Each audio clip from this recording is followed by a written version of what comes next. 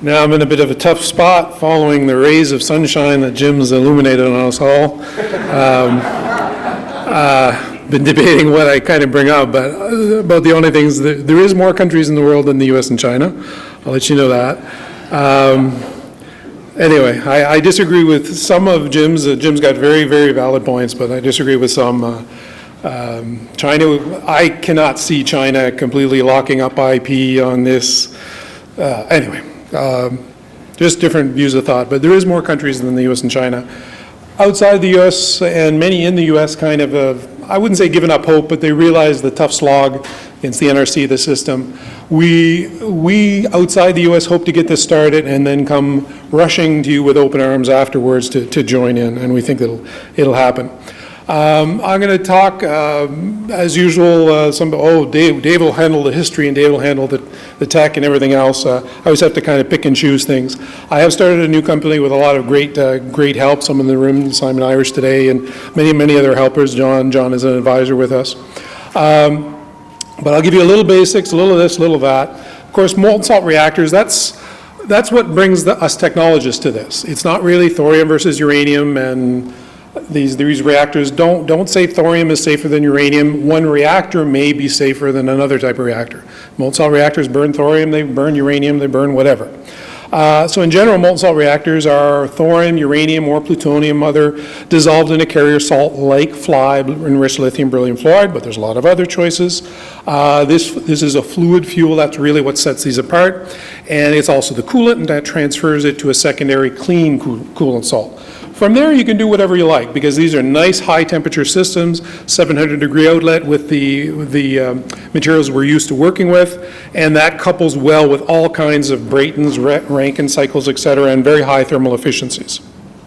So we can look at supercritical carbon dioxide, steam, helium, and even a lot on open air cycles. I'm not too much of a fan on those, but the salt-cooled solid fuel guys are kind of excited about that.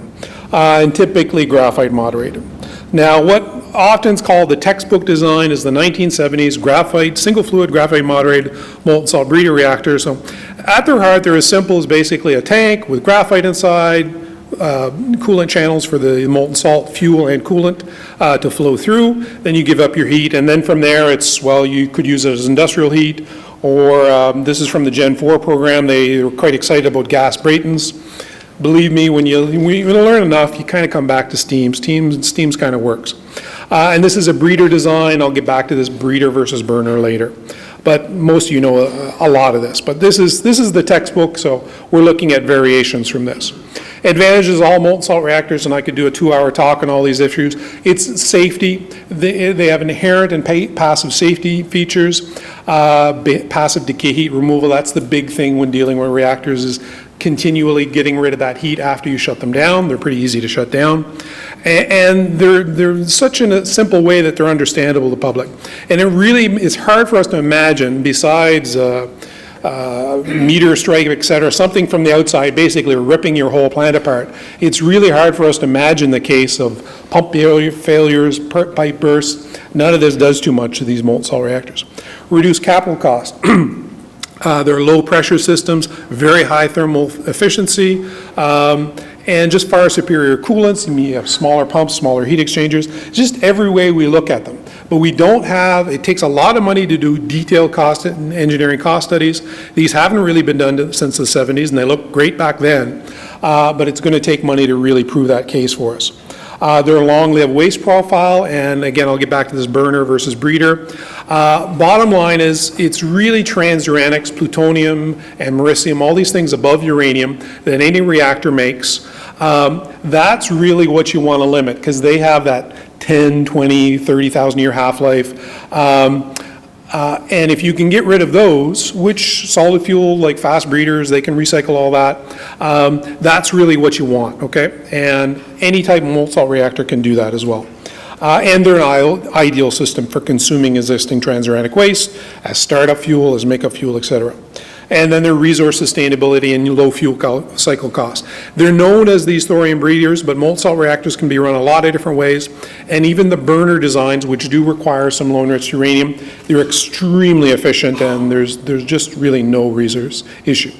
I try to follow the KISS principle, keep it simple, stupid, really trying to, and just to go through this, there's many design possibilities of molten salt reactors in general. I don't even bring up between fluoride salts and chloride salts, but we have what called single fluid, two fluid, breeders and burners, fast spectrum, thermal spectrum, denaturing the uranium or not. There's a lot of things here, but you have to remember that nuclear research and development, proving designs to the regulators can be enormously expensive. So every effort should be made to simplify and remove technological hurdles as much as possible to aid that proliferation and regulatory what-ifs, okay? And in my opinion, design aspects to avoid if possible. Now, if this is the only way to do them, okay, we're going to work around that. But if you can remove things and it really doesn't make a difference, well, try to remove them. And the first on the list is continuous reprocessing. There's a lot of R&D that would have to go into that, bringing that up to a commercial scale from the laboratory. There's a lot of capital costs that are kind of brushed under the rug a little bit, and then the whole regulatory oversight of processing these salts on site. I think that's minimized too much by many. And there's different systems that are easier or harder, but none has been proven beyond a lab scale. Using highly enriched uranium, and the pure thorium to uranium-233 cycle is, by definition, highly enriched uranium. There's all kinds of arguments for how you can make it safer, et cetera, proliferation resistant. As I've said in other talks, the proliferation resistance of the thorium cycle gets drastically overblown. They're not some magical solution, but most in the room now know this, and there's a lot less of that hype that goes out there, but a lot of the early hype is still coming back to haunt us. But that you're expecting the entire world's regulatory system to change for you, okay, by using highly enriched uranium. Fertile blankets, that means you're catching neutrons with a fertile material, and it just brings up proliferation what-ifs. If we need it, okay, but if we don't, well, maybe we can just not use it. And the faster spectrum, there's a lot of advantage to a faster spectrum where you don't slow the neutrons down as much. And we can likely make them very safe. The French groups have looked at a lot of transient examples, and they're quite rugged. But you have to prove, well, if that salt kind of spills, if it can reach a moderator, water, even the hydrogen content in cement, we've got to prove that. Well, maybe let's not go there, and we don't have to prove that to regulators. So really that, to me at least, implies single fluid and softer spectrum and burner reactors where you're using low enriched uranium. So that brings us to this breeder versus burner. Breeders, they need fissile material to start them up, 233, 235, or plutonium, but then afterwards they make all their own fuel. Any reactor makes a lot of its own fuel. If you're a burner, you just don't make 100% of it.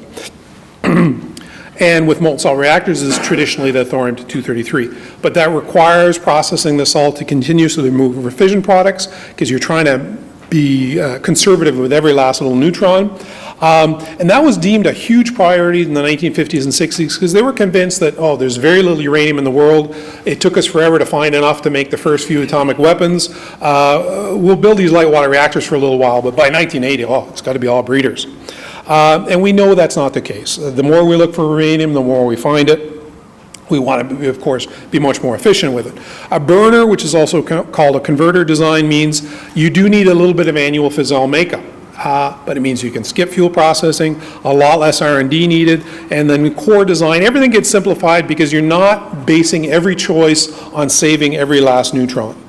I'm going to zip through this kind of historic timeline, and it'll be kind of in my talk, you can look up later, but first in the 40s, the 50s, we got a lot of funding from the aircraft reactor program. In the 60s, their focus was on the molten salt breeder reactor, the thorium breeder, went through different stages from two fluid in the early mid-60s to single fluid in post-1968, which became kind of the textbook. Great, very successful molten salt reactor experiment, some minor issues uncovered, but pretty much solved at the time. In the early 70s, the program seemed to be rolling along quite well from the the issues they found in the test reactors. Oh, well, we'll change the Hastelloy N, that's the material we use with, change the pH of the salts. So things are going along, and then, of course, good old politics in 1973. Many factors, I won't get into things, but Alvin Weinberg and then the program falling out of favor. The infamous Milton Shaw kind of had a big hand in this. Dixie Lee Ray was brought in, the head of ACE. Kind of kicked out Milton Shaw or suggested he resign. The molten salt program got reinstated, but then very short-lived reprieve, canceled again for what they called budgetary reasons at the time.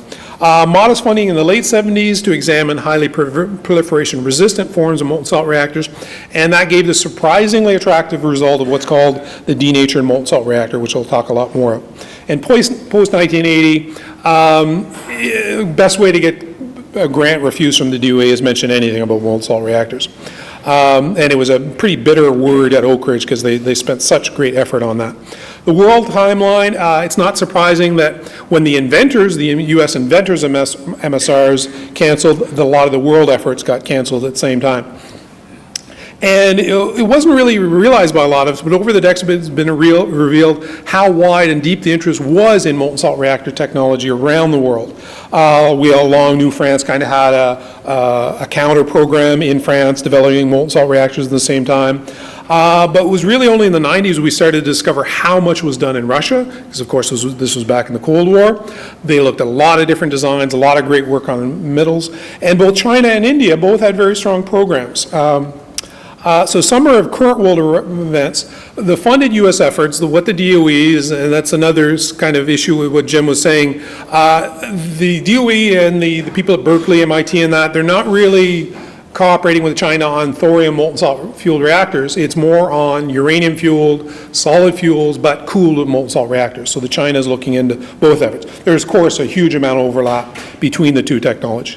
But many of us view it as a kind of compromised technology, that fluoride salt high temperature reactor, or FHR. European efforts, they're more on a fast spectrum, what's called a 1.5 Lu design. A lot of challenges and not too much funding. China, of course, as you know, has a very large program, hundreds of staff now. A goal of first an FHR, a pebble bed test reactor by 2017, and then a true molten salt fueled reactor a few years after that.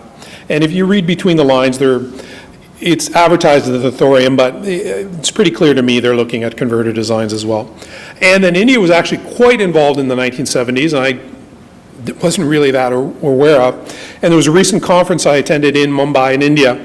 It was a real eye-opening experience of all these elder researchers that came out and really showed what they were up to back in the 70s. And there's lots of, well, several molten salt reactor startup firms in North America and worldwide. So there's a lot of different efforts going on here. It's just a quick shot from the conference in Mumbai. I'm near the back in the black suit there. So that was amazing to be in a room of like 200 people where almost all of them knew about molten salt reactor technology. So back to this breeder versus burner, most researchers do tend to focus on the pure breeders. And I was like that. I'm an inventive physicist, so I started in fusion, of course, and then you find out how good fission is. But it's got to be a breeder. And you kind of realize, well, it doesn't have to be. And the R&D and operational costs of continuous processing is just higher than most assume. And thorium also involves the highly enriched uranium, and a lot will consider this a non-starter on proliferation grounds. A burner has almost negligible fuel cost, assured resources, enhanced anti-proliferation features. That's why they were developed in the first place. And it's just overall simple and less capital cost. So that DMSR burner, that term came from Oak Ridge's work in the late 1970s. They called it the 30-year once-through design. It was developed to maximize anti-proliferation. So they proposed starting this up on low-enriched uranium. Anything under 20% is considered low-enriched. And then that allows you to put as much thorium as you can because you do get a better neutronic budget from the thorium. But you can also run these without any thorium, and then you get back down to levels below 5% enrichment, which you can buy on the open market. Okay? There's no salt processing. Just every year you kind of make up with a little bit of low-enriched uranium that, again, you can get right off the open market. They chose to go to a very low power density to give them a full 30 years out of their design.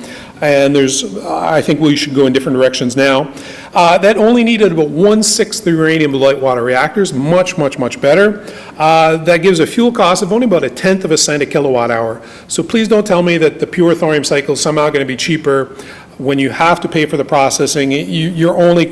That's your competition, 1/10 of a cent a kilowatt hour. You cannot beat that. And the burners had a better reactivity coefficient, getting a little technical, and they easily incorporate spent LWR as a fuel source, either for startup or makeup. Just uranium's not really the enemy. Uranium mining in the world, it's just such a tiny part of overall. So cheap uranium is really the only thing that's potentially limited. If the price went up to $500 a kilogram, we would have literally thousands of years worth of, and that really only bumps the price up for a burner of 0.2 cents a kilowatt hour. I'll skip this spiel that really coal and iron and everything else is really what we're talking about. But the DMSR, you could basically replace all electrical generation without increasing current mining or enrichment facilities because they're so much more efficient. And even if we have to go low grade, it's not that much mining, and most of the uranium mining now is just in situ, pump down bases or mild acids and pump it up. So getting back to these denatured molten salt reactors, when we finish with a batch of salt, Oak Ridge will look at 30 years, I'm happier with shorter cycles. The uranium is pretty simple to remove and economically recycle. We should also do the same with plutonium, americium, and newtonium, et cetera. That'll take a little money, but we've got kind of 30 years to save up to buy the equipment, or we can do it in batches off-site, okay? Start your next reactor and then process the salt somewhere else. And when you run a reactor, and this was a gigawatt-sized reactor, there's only less than a ton, about 800 kilograms of transuranics in the salt. If we assume a kind of processing loss that a lot of people assume 0.1%, that's less than a kilogram going to waste in 30 years. And that's as good or better than the radiotoxicity of the pure cycle. And it's really the only reactor that in the DMSR, because we're using a little bit of low-enriched uranium, we're actually transmuting or destroying a lot of naturally occurring radiotoxicity. So after 300 years, the planet would technically be less radioactive than when it started, if we do this process of recycling the transuranics. And no other reactor can really make that. So optimizing this DMSR approach, and that's been the majority of my work for the last several years. I feel going to higher power density, that'll give us very significant savings, but then we have to deal with a limited graphite lifetime, taking the small modular reactor approach, of course, which most of us are taking. Shorter batches of the salt can really improve the uranium needs because fission products don't build up quite as much. Looking at alternate salts, FLiBe is the best neutronically by far, but enriched lithium, we don't really have it now, and we're not quite sure what it's going to cost in the future. I say contentious beryllium. Kim will jump up and defend beryllium, but it's amazing how the spectrum of opinion on beryllium that the chemists, I'll never work with that, I'd need super-powered fans everywhere to deal with it, but others say it's no real problem. It's not a problem when you have radioactive salts, but dealing with it for studies is. But there's alternate salts that don't need that or don't need lithium. And it's surprising how good some of the others start salt. And then there's many interesting options looking at different ways to remove the decay heat, not the standard dump tank and a fuse plug. There's a lot of ways to do things in situ. The off-gas system, there's a lot of interesting things we're going to look at in that, even pumping, what type of pumps, lots of great stuff looking at.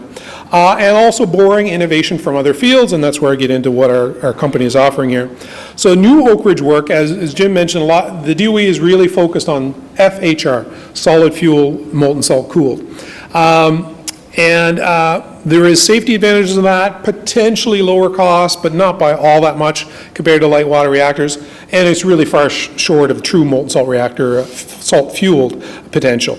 MIT, Berkeley, and Wisconsin, they're working on pebble bed designs. Oak Ridge is focused on solid block forms with its own set of pros and cons, and they focus on a really big unit, 1,500 megawatt, but I'm much more excited about their work on the small 50 megawatt, what's called the SMARTER, or Small Advanced High Temperature Modular Reactor. And that's meant to be flatbed truck transportable, not these huge 500-wheel vehicles, et cetera, just simple flatbed, so that's 3.6 meters wide and no more. And they've integrated everything basically within the primary system. So your primary heat exchangers, they have clean salt cooling, but it's still quite radioactive with tritium, et cetera. You transfer the heat to a secondary coolant salt, so everything's within that reactor, and your heat exchanger, especially the lid of your reactor, is all away from the neutron flux. So they've developed a lot of very interesting things for this. I want to show as well just a schematic from the side showing how tiny those heat exchangers need to be, and they're working in decay heat exchangers and primary heat exchangers, all within that tiny little volume. So I kind of say thanks, Ornell, because they've gone from molten salt fuel to saying, well, maybe it's going to be easier within the U.S. to do molten salt cooled, but we can take their innovation and go backwards, of course. So that integration of the primary heat exchangers within the core, keeping the vessel away from the neutron flux, it's a great idea. So the basic idea is, well, whatever they've done, if we just take the fuel out of the TRISO fuel, that's the solid graphite-based fuel, put it back in the fuel salt, the carrier salt where it belongs, we get a really great reactor. And when you have solid fuels, you're really limited on the heat transfer from the solid into the liquid salt. So once we go back to the fuel in the salt where it belongs, we can go to much higher power densities and still get the same kind of similar graphite lifetimes to the lifetimes they have of their solid fuels. So I quote usually about up to 6 times higher. And of course, you can combine these units for even larger plants. And we obviously, that design I showed had all kinds of salt outside the core. When the fuel's in the salt, you want to minimize that. If we want more power, well, we just go to larger internal heat exchangers. So I'm going to show you what our company is kind of developing, but it's really not showing all that much, unfortunately. It's showing the obvious changes, and there's much intellectual property that remains undisclosed. So what we hope to be developing is called the Integral Molten Salt Reactor. It integrates many features. Some are shown here, but of course that's mainly the primary reactor heat exchangers. But this is showing, well, if you just put the salt back in the fuel salt, what are the obvious changes? Well, you don't want as much salt out of the core. You want bigger heat exchangers to give you more power, so they're going to take more of the overall volume of above the core there. But bottom line, the salt goes down, flows up through the core, and then pump through those heat exchangers, multiple heat exchangers, about 6 different heat exchangers. Now, that doesn't show what we're going to do with the off gases, and we've got lots of interesting options under investigation. Decay heat removal, we might put a fuse plug in and go with the standard decay heat dump tanks, but there's a lot of very interesting ways to just get rid of the heat. Once you've got the heat in the salt, it's really easy for natural circulation. This is 700 degrees, so radiant heat is really, really effective. We can look at a lot of in situ ways to get rid of decay heat. But like I say, many details under review. So again, just showing a different angle. And that core looks exactly like the Smarter core. That's because I'm not really showing what, and there's a lot of things under investigation. For the next year or so, or at least 6 months, it's really at the preconceptual design where we're looking at, well, is this option better than this? And we'll get things right so that when we need the larger money to start really getting the engineering blueprints, the conceptual design, we'll know what the best approaches are. And just kind of showing things in comparison, the Smarter design often like to show them in comparison to the NuScale and the BMW Babcock and Wilcox M-Power. Great designs, and they'll get some of these built. They're not really going to change the overall energy picture. They're not going to be that much cheaper than what we have. Be lucky to be the same price. But it really shows you how much more compact these can be. And then in the same basic unit size of the Smarter, we can likely push these. I should have been a little more conservative. Maybe 250 megawatts would be a lot easier. But that's the upper limit, I think, is about 300 megawatts. And then the first thing we want to build is maybe 20 or 25 megawatts electrical. And it looks like the same thing, and I kind of think small modular reactors, little play on words of the think small ad campaign of the Volkswagen. But it's always a little man. I like to show something a little different for size comparison, but that is to scale. So not so fast, because there's many significant challenges. I've been trying to say I'm trying to simplify as much as I can, and of course a lot of the IP that I have not yet disclosed is working in these areas. But that Hassel-Oyen of the vessel, that has a limited lifetime when exposed to neutrons, so we've got to really limit. All the reactor core tricks are to make sure we're not getting too much flux. We can handle some, but not too much flux at the wall. If we're going to replace these components, service, et cetera, replace graphite, you've got to make everything amenable to opening up, replacing. That's a big part of Oak Ridge's work. Geez, how are we going to put the fuel in? They went actually back to the original Oak Ridge work and found some of the ideas they had. How do you hang graphite? Oh, we're going to use those tricks to hang the fuel. So all those things. And the big thing is opening up the reactor and replacing graphite or servicing heat exchangers. And servicing heat exchangers are basically trade them. You don't really fix them usually. It's not trivial, okay? Even in their work, they're going to have tritium in that salt. It's not easy for them to open that up. It's not going to be easy for us with volatile fission products, because of course we know how archaic, or whatever the term is, for how like John was saying, that one atom that we have to make sure doesn't get out. That is going to be a big challenge because even traces will be a large regulatory challenge. And it was always a big debate at Oak Ridge. That was between the big and low power versus smaller power, but open it up. And a lot of them down there, especially the grand old guru, including Dick Engel, Richard Engel, really in favor of just sealing that up, make it low power density so you never have to open it up. And then there's the age-old issue of how are we going to interest manufacturers on these without that razor blade type idea of, well, you sell an electric razor, but you make your money off selling the razor blades back. That's always been an advantage of the solid fuel folks because, well, they can keep selling fabricated fuel for decades and decades. But where to from here? Worldwide interest continues to grow on these systems. Safety case, improved waste profile, resources, sustainability. Those are our obvious selling points to the public. But it really has to be the economic case to win over governments and, more importantly, I think, corporations. I think it'll be corporations and private that lead this, with governments following suit later. And for the private energy sector, long-term horizon is always a tough sell. But since these can generate industrial heat, entire industries may realize they cannot afford not to get involved. Greed is a driver in industry, but so is fear that your competitors are going to pick up on a technology. And an example for this is production of steam for Canadian oil sands extraction. And their 15 to 25-year horizons, that's what they're always dealing with. So we really feel there is a Canadian focal point, but again, we're not putting all our eggs in one basket. And as soon as we get it going here, it's going to quickly evolve into a world, or North American and world effort. But we have a strong nuclear community going idle in Canada, from advanced can-do work basically being halted. Our university and our Chalk River Nuclear Laboratories, kind of our Oak Ridge North, they're very interested in this. They see it as a way of the future. Our regulator, the Canadian Nuclear Safety Commission, the simplest, just far less inertia than NRC.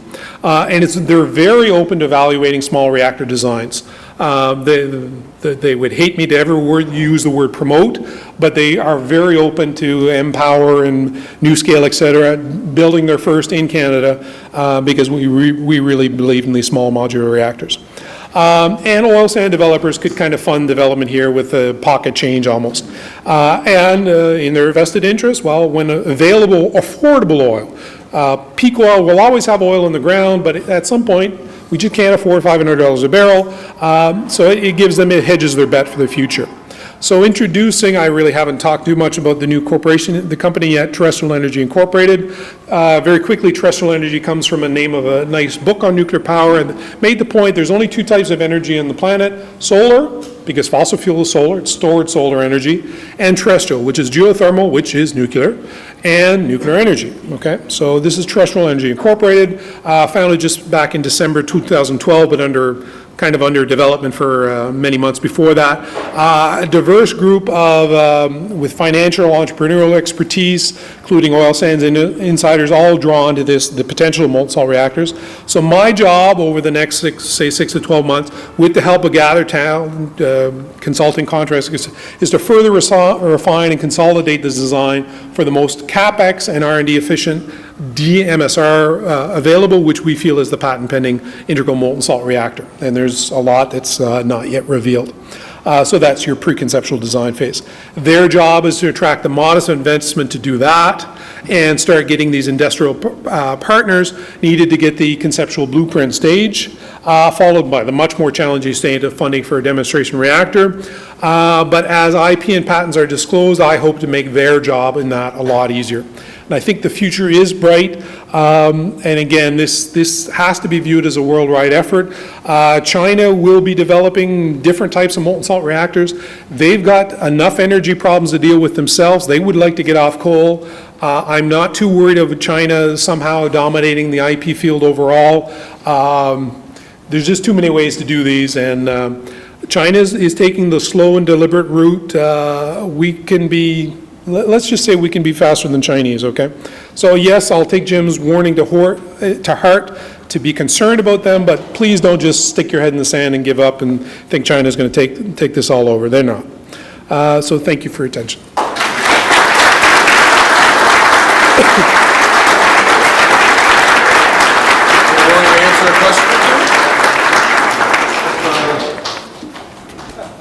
Trying to keep on schedule here, but I'm still, Dave can answer a few questions. right there.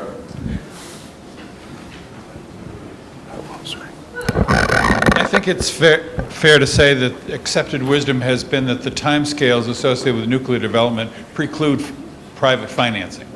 And you had at least a bullet that suggested that you foresee a synthesis between the oil sands private, perhaps, and a Canadian government not burdened by the problems that we heard about earlier. Is that a fair understanding? I think what we're trying to promote is the environment in Canada, or a lot of different countries besides the U.S., unfortunately to say it that way, are more amenable. The regulatory path is more knowable.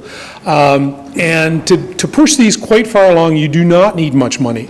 So yes, we're not going to go in front of VCs and try to pimp ourselves out and raise money that way. But industrial partners that say, oh, geez, okay, I use tens of billions of dollars worth of capital every year buying natural gas or whatever industrial heat.